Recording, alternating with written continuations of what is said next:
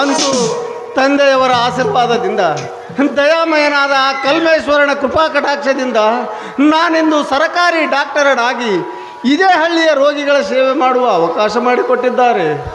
ಈ ಹಳ್ಳಿಯನ್ನು ಬಿಟ್ಟು ಹೋಗಲು ಎಳ್ಳಷ್ಟು ಮನಸ್ಸಿಲ್ಲದ ನಮ್ಮ ತಂದೆಯವರ ಆಸೆ ಕೊನೆಗೂ ನಿರಾಶೆಯಾಗಲಿಲ್ಲ. ಮಾತಾಪಿತರ ಪ್ರೀತಿ ವಾತ್ಸಲ್ಯವನ್ನರಿಯದ ನಮ್ಮೆಲ್ಲರನ್ನು ಮಧುರ ಬಾಂಧವ್ಯದಲ್ಲಿ ಬಂಧಿಸಿದ್ದಾನೆ. ನಮ್ಮಿಬ್ಬರ ಸ್ನೇಹ ಸಂಬಂಧವಿಂದು ರಕ್ತ ಸಂಬಂಧದತ್ತ ನಡೆದಿದೆ.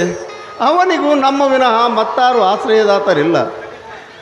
ಅವನ ಜೀವನದುದ್ದಕ್ಕೂ ಸುಖವಾಗಿಡಲು ಸಹಾಯ ಮಾಡಬೇಕಾದುದೇ ನಮ್ಮಗಳ ಕರ್ತವ್ಯ.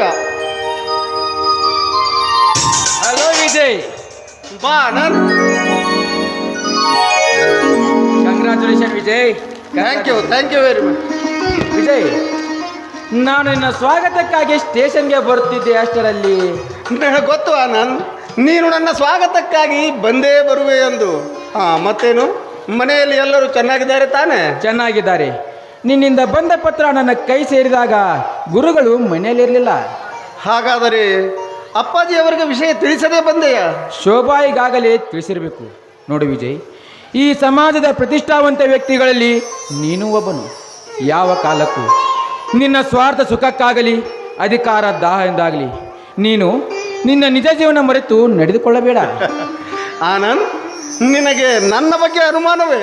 ಇಲ್ಲ ವಿಜಯ್, ಆದರೆ ಅಹಂಕಾರ ಎಂಬ ಭೂತವು ಅಧಿಕಾರವನ್ನು ಹಾಳು ಮಾಡುವ ವಿಷಜಂತು ಎಂದು ಎಚ್ಚರಿಸಿದ್ದೇನೆ ವಿನಃ ಬೇರೆ ಯಾವ ದೃಷ್ಟಿಯಿಂದಲೂ ಅಲ್ಲ. ನೋಡು ಆನಂದ್, ಉತ್ತಮ ವೈದ್ಯನಾಗಿ ಉನ್ನತ ಕೀರ್ತಿಗೆ ಪಾತ್ರನಾಗಿ ನಿಸ್ವಾರ್ಥ ಸೇವೆಯಿಂದ ರೋಗಿಗಳ ಸೇವೆ ಮಾಡುತ್ತೇನೆ.